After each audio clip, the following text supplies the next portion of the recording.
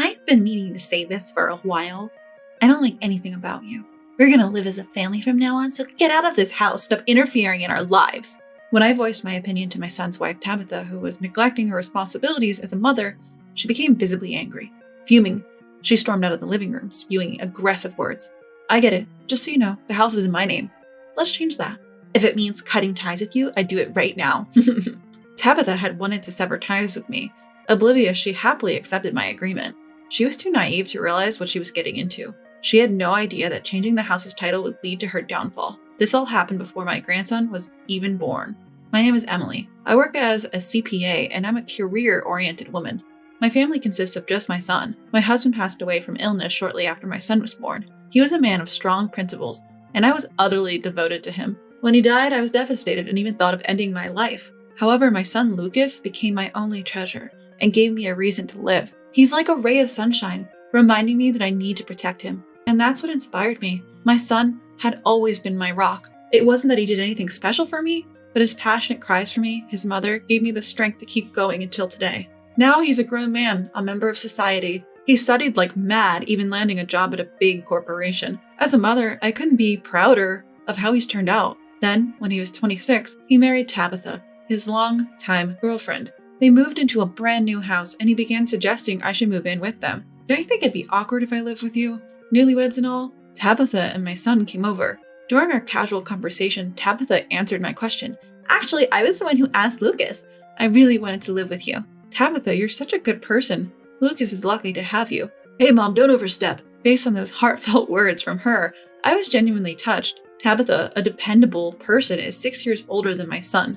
As an older wife, her assertive no-nonsense demeanor really won me over, but she was also considerate and pleasant. I had no worries about moving in with them. It seemed like it would be a bright and enjoyable life, so we began our life together. Everything was smooth sailing initially. However, things took a sudden turn. Soon after moving in, Tabitha got pregnant. We were all thrilled. Citing health reasons, Tabitha quit her part-time job, and she decided to be a homemaker supporting the household. My son continued to work hard, and I also contributed while working. And then finally our grandson was born. We all thought, now let's give it our all as family. But then, my son got unexpected news. His company was expanding globally, and he had to go overseas to support a new branch for a few years. The timing couldn't have been worse. My son was heartbroken. I want to stay here. I still want to be with my kid. Despite his lament, off he went overseas. So that left the three of us, Tabitha, my grandson, and me. When my colleagues asked me if I wasn't uneasy about staying alone with my daughter-in-law, I never had such thoughts. With a kind Tabitha and a cute grandson, we could manage. Or, so I thought, content. Little did I know, I'd regret that relief. Tabitha had been severely sick during her pregnancy and hadn't been able to do any housework. Luckily, I lived with them and took over the chores, but perhaps that was a mistake. Even after our grandson was born, Tabitha didn't lift a finger around the house. Worse, she would often spend her days aimlessly, not even properly looking after our grandson. Finally, I had to confront her. Tabitha, you're a mother now. Do you have any sense of responsibility? On that particular day, Tabitha was about to leave the house, leaving our grandson with me again. I stopped her at the entrance and took her to the living room for a serious chat. Don't I always look after him while you're not around? Can I take a break sometimes? A break? You're out almost every night. I'm not a maid or a babysitter, you know. I get it. But hearing a baby cry all the time gets to you. Can't I have some freedom? I felt a surge of irritation at Tabitha's scoffing tone, but showing my emotions might only aggravate her more. This was a dangerous path. I couldn't even face my son who trusted me with his home if she decided to neglect her duties as a mother. Something had to change. Taking a deep breath, I calmed my emotions. Trying to sound reasonable, I carefully choose my words for Tabitha. Could you maybe go out a bit less often? I have a job too, you know. I can't afford to be out and about every day. I make my request as humbly as possible, attempting to find middle ground, but she just starts laughing at me. Don't act like your job is so draining. I'm the one who's tired from taking care of the child. You're living here because of me, so show some consideration. I later realized she never understood what my job as a CPA entailed. Although I'd explained it when she first joined the family, it seems she never really got it. Probably assumed it was some run-of-the-mill office gig. This conversation made it pretty clear she thought anyone could do my job. You should be thanking Lucas for even allowing you to live here, so please pull your weight a little. I don't have time to work. I raised an eyebrow at her comment as if she's the one bringing in the money. Our life is financed by my son, her husband. She probably thought otherwise. That was a big mistake. My son's income went straight into savings for our grandson, because I'd offered to support that. The day before going abroad, my son and I had a discussion. I'll cover your living expenses too, Mom. I declined my son's generous offer. Just living together was enough for me to be grateful. I'd handle all the costs, living expenses, mortgage, everything. I let him know that he should save his money for my grandson's future, but telling this to Tabitha might make her uncomfortable. So I had asked my son to keep this a secret. So in Tabitha's eyes, I was just a parasite, contributing nothing to the house and relying on my son. That's probably what she thought. As days went by, Tabitha's attitude became increasingly arrogant, and she started to look down on me more and more. Life went on like this, and by the time my grandson turned 3, I had entered my 50s and started to feel my body deteriorate. I was worried that if this lifestyle continued, I might hit my breaking point. Just when I was struggling with what to do, my son mentioned that his overseas assignment might be coming to an end soon. I'll be seeing you soon, so hang on, Dad's doing his best. My son would talk to his son daily with video calls. My grandson's development was slow at this point. He still struggled with speech. Despite that, he would lovingly express himself sometimes, uttering the word Papa or using gestures. Both my son and I were totally smitten with him. However, Tabitha seemed uninterested, always fiddling with her phone next to us. Talking about her issues with my son overseas was hard, so each day was filled with worries. Then, something happened. I got home late one day, too late to prepare dinner. I thought surely she'll take care of things just for today. As I parked my car, I could hear my grandson's crying from outside the house. I rushed inside to find the laundry undone. My grandson, still in his diaper, was scratching his bottom and crying for a change. Where was Tabitha? I looked around and spotted her lazily asleep on the living room sofa. I couldn't believe she'd sleep while our grandson was crying like that. In sharp contrast to my wailing grandson, Tabitha snored away, clearly deep in sleep. Stress and exhaustion from work had reached a breaking point, so I forcibly woke her up. Wake up! What are you doing?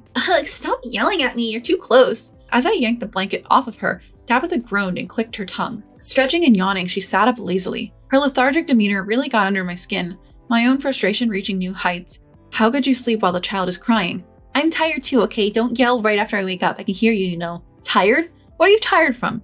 You don't even do anything around the house.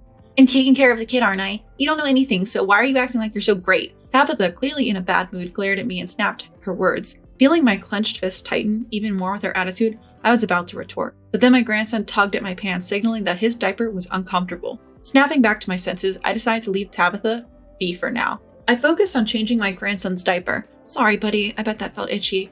I'll change you right away. My tone was night and day compared to how I spoke to Tabitha, soft and tender as I changed the diaper. Yet even after the diaper change, my grandson kept crying. Confused, I then remembered that Tabitha had been sleeping. Could it be you haven't eaten either? Not sure if my grandson would understand, I asked him anyway. It seems like my grandson is frustrated by his inability to speak, as his tears show no sign of stopping. However, in an earnest attempt to communicate his feelings, he rubs his little tummy in circles, making a gesture to indicate he's hungry. Angry but holding it back, I rushed to prepare some food. Once he was finally eating, he laughed innocently while watching TV. I finally felt at ease. I sat down and collapsed onto the table. Today had been exhausting. Why do I have to go through all this? It's all because she won't take care of the house or the kid. The forgotten anger surged back within me. To make matters worse, I heard Tabitha's voice coming from upstairs. Is this for dinner? There's no meat? She grimaced at the fish-centered meal and started complaining. Something snapped at me and I told her to sit down. We need to talk. Sit. Is this going to take long? I was about to go. Sit down now. I rarely raised my voice, but this time I yelled, causing Tabitha to flinch momentarily. Thankfully, my grandson was engrossed in TV and didn't notice. Tabitha reluctantly sat, complaining as she did, and I laid into her. I won't tell you to stop going out or to stay home all the time, but you've been exceedingly indifferent towards your child. Indifferent? That's a bit much. I'm not ignoring him. I was just tired and took a nap today. Being tired because you've been out at night, of course you'd be drained during the day. Why do I have to be lectured for just taking a small nap? Do you even realize the time? It's already 9 p.m. Sleeping is not an option right now. Well, it's done and there's nothing we can do about it. She had been quietly listening at first, but it was clear her patience was wearing thin. Her tone changed and she began to glare and argue back. Do you even feel like a mother? He is your son, you know. Enough, stop nagging. Seems like Tabitha had had enough. She stood up abruptly, grabbing my belongings. Shoving them into my arms, she yelled at me. You know, I've wanted to say this for a while. I can't stand you. From now on, we're living as a family without you. Get out of this house and stop meddling in our lives. With that, she slammed the living room door and stormed out. Startled by the noise, my grandson looked anxious. He glanced towards the door and mumbled, Mama? Perhaps feeling vulnerable without his mother, my grandson came up to me. He looked up as if asking where his mom had gone. My heart ached at the sight. I hugged him and broke down. How did things end up this way? Even without Lucas, I thought I could hold this household together. Now I'm supposed to leave my grandson in the hands of someone like her? What should I do? Overwhelmed by regret and heartache, I had no choice but to surrender myself to the tears that flowed from my uncontrollable anger and pain. My grandson must have sensed my distress. He looked up with concern and wiped my tears. "Gwen, it's okay," he said in his childlike language, patting my head. His small gesture gave me some comfort, but my tears wouldn't stop. Still, what matters is that he lives a happy life. I can't entrust him to someone so unreliable. I have to protect him. Resolved, I decided to take action. The next day, I called into work and took a day off to have another talk with Tabitha. "What now? If this is about yesterday, I've had enough. Just leave, okay?" She was clearly reluctant to even speak with me. As soon as I arrived, she let out a heavy sigh and took her seat, immediately throwing provocative words my way. "All right, as you wish, I'll leave," I said. "So you finally realize you're the problem, huh?" She must have been surprised that I accepted her words without any argument. For a moment, her eyes widened. That expression quickly faded, replaced by a mocking tone. "But just so you know, I'll need to transfer the house's deed to you first," I continued. "Fine by me. If that's what it takes to get rid of you, let's do it now." I had offered the change of the house's title as a condition for moving out. Tabitha, clueless as ever, happily agreed. Hearing her agreement, I couldn't help but smirk. She was too naive to realize. She had no idea that this change in ownership would be the start of her troubles. I took her along as we switched everything from the government paperwork, insurance, to the home loan, from my name to hers. Just as we finished all the name changes, my son came home right on cue. "Lucas?" Tabitha was stunned to see my son, and understandably so. I had told her he wouldn't be back for a while. "It's been a long time, Tabitha. Why is Lucas here? What about the overseas office? Didn't I tell you? I was about to come back home soon." Actually, I had confided in my son the night before. He wasn't supposed to be back for a bit longer, but I was desperate, so I told him everything. I decided to stop pretending and be honest about what had been happening. To be truthful, I had given up on the idea that telling my son would make any difference. However, his boss at his new posting turned out to be a really good person. When I explained the situation at home, the boss immediately arranged everything for him to come back, from flights to logistics. So, while I bought time with the name changes, my son returned. We got to see each other before I completely left the house. "Tabitha, you've done some terrible things to my mother and family." Just by seeing his face, she must have sensed it. He was furious. Tabitha was visibly shaking, and it was clear she was scared. "What terrible things? I haven't done anything to your mother." "Don't play dumb. I know everything." Even at this point, Tabitha tried to weasel her way out. Her futile resistance. As I had those thoughts, my son seemed to speak for me as he looked down at her with a big grin. Standing tall with his arms crossed, he exuded authority. The force he projected while looking down from his 6-foot height was overwhelmingly strong. "Look, you've got it all wrong. Mother-in-law, you've never contributed financially, but you're always nagging. I've been stressed out with taking care of the kids and said things in the heat of the moment. I didn't mean anything by it." Tabitha tried to deflect the situation, even though she was visibly intimidated. My son must have really scared her. She kept talking, saying things that made me want to tell her that she should just stop for her own sake. By the time she was done, I was flabbergasted. "Do you even realize how we've managed to make ends meet? You clearly have no idea." Upon hearing Tabitha's side, my son couldn't help but laugh as he continued to speak.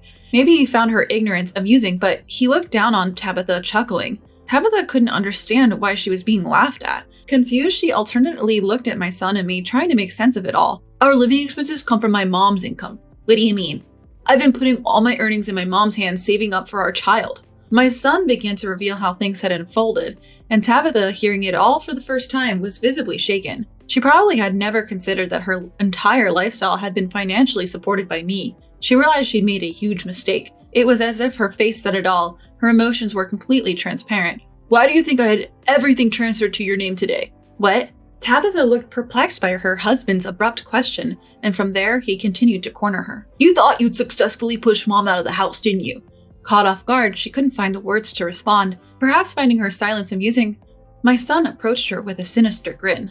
"The person who tirelessly held this family together wouldn't just leave because of your petty annoyances. But then why?" "It was my idea." As Tabitha eagerly attempted to interrupt, my son cut her off. "What did you say?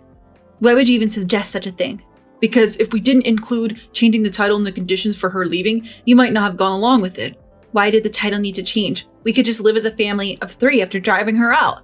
Could she still believe my son is on her side? Both my son and I were shocked at Tabitha's statement. He couldn't help but burst into laughter. "Come on, let's limit the jokes to your face. The idea of you, me, and her living together, absurd." "But why would the title of the house also become mine?" "To divorce you, obviously." Saying that, he thrust the divorce papers at her. Startled, she nearly fell backward.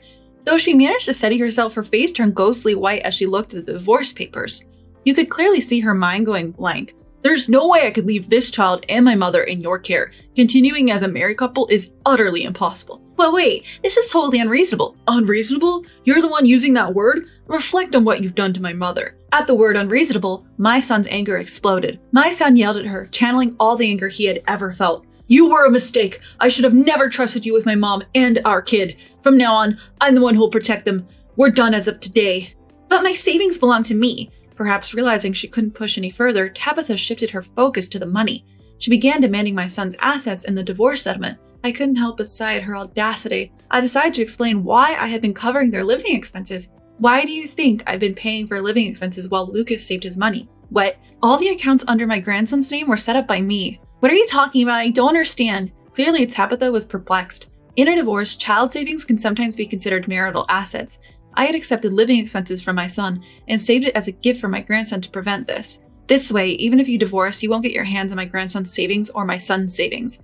So you're really not going to get much. This can't be. It wasn't that I planned this in case of divorce, but it sure came in handy. I couldn't help but pat myself on the back. Tabitha fell right into our trap. She sank to the floor, realizing her world was crumbling around her.